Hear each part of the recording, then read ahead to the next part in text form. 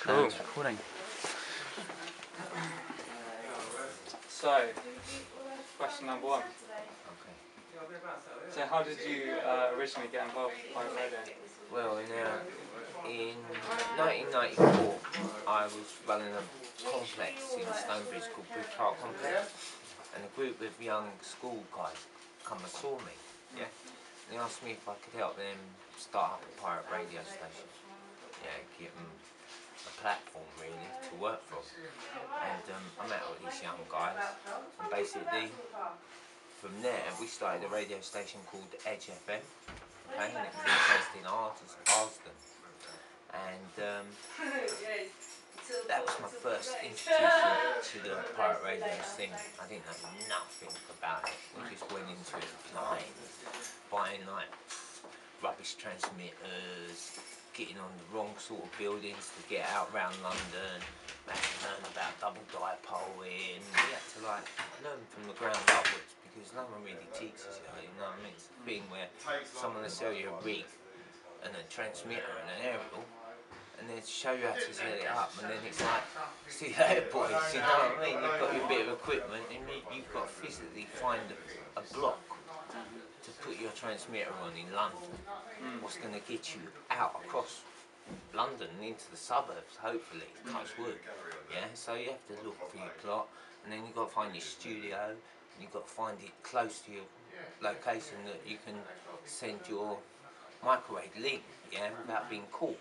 Yeah, and that's all part of the sort of drive when we first started, because I was a lot younger then, yeah, and that was part of the drive and the thrill of getting the rig put up, finding a block, getting a crisp signal, just touching London, yeah, and getting the phone ready, yeah, and it's just like, you know, it's like fine wine, it just, you can't get enough of it, if you know what I mean. When it starts and you get the feel for it and the taste for it and the bit in your mouth, and you go for it, you've got to go for it.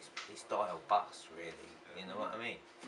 And like, you know, we got into it, and we started off, we weren't very good. We learned through the learning curve. The next station we done was Flashback 89, and that was in around 97. And then 1999, we started Life FM. On the FM, it was at 9810 on the FM, yeah? We sat in the middle of Radio 1 Slipstream, broadcasting through London, and you know, we sat there for about 5 years really. We've had our ups and downs with the pirate world, you know what I mean? Like, you know, we've had our rigs nicked, our aerial spiked, people put little pins through your aerial, so when you go back and you put your rig on, turn the rig on, boom, your rig's blown up, you know what I mean? Like already £350 down, do you know what I mean, on the day. So, you know, unless you've got deep pockets and a big heart, yeah, you're only going to go as far as the DTI let your pocket go. Do you understand? In that world, do you know what I mean? It's like you got to be, it's got to be in you, I feel, you know what I mean? And when I got, because I was a club promoter and an acid house promoter, and I've done all the DJ bit and I know all the DJs, and it was like the next step from being a promoter was to have your own radio station. Yeah, and I've had quite a few, and they've not all been good, yeah? I admit that, but the only way you get good is by your mistakes, yeah? No one's going to learn you this business, you know what I mean? Enough people don't want you to do it, yeah? You've got the government, you've got the people who hate you, but without haters, there's no good going on forward, because if someone's hating you, there's hundreds who love you, do you understand? And enjoy what you're doing with your little platform. Yeah, but there's always people who are jealous of your platform who will come and destroy it. And that's part of the radio game, really. So the next question is, basically we've been like researching Radio Caroline and things, and obviously they were funded, and it wouldn't be possible without all the advertising they did on their radio station.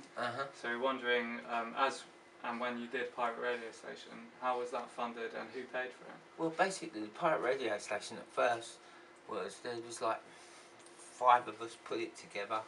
There was me, a guy called Bulldog, there was Greenie, yeah, there was Johnny Dangerous, a guy called Nicky Champagne, yeah, and I'm really sorry I forgot the other guy's name there, but he did get on my nerves a bit, so I really need to forget about him. He was a nightmare.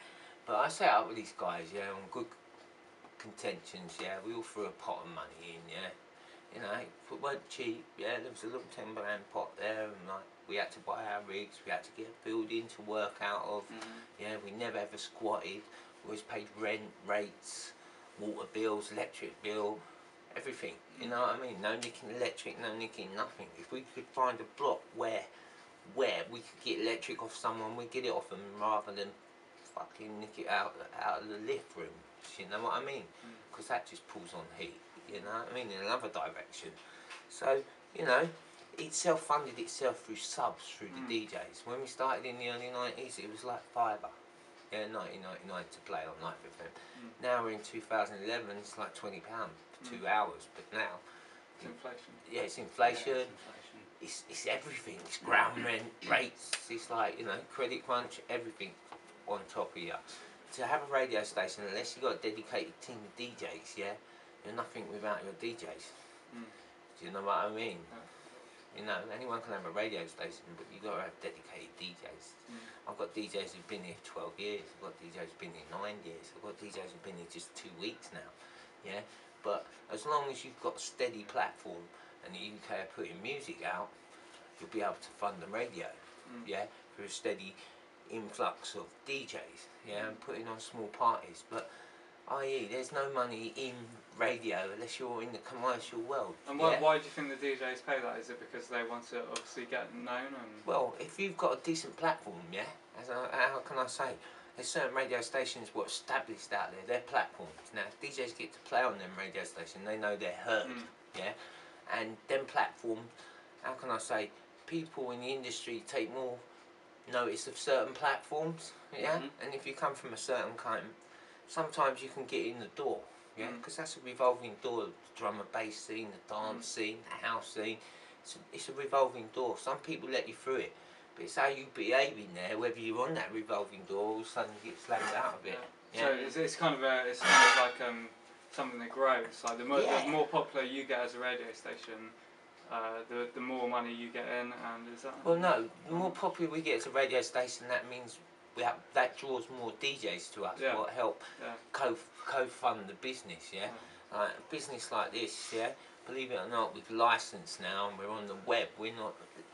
We've had a legal license for the last 5 years. Yeah, well, since 2005. Yeah, and that's when we first got our legal broadcasting license to broadcast on the web.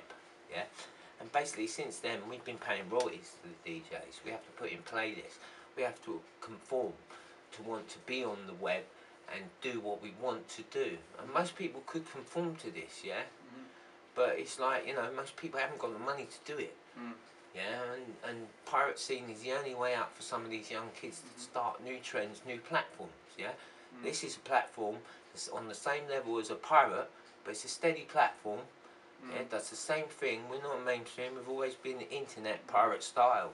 Do you understand? So this is still a permanent dance platform. Yeah, what most industry people, if you don't know and you've got to know, you're onto a good radio station. Yeah, we ain't a radio station that puts ourselves out there and advertising thing.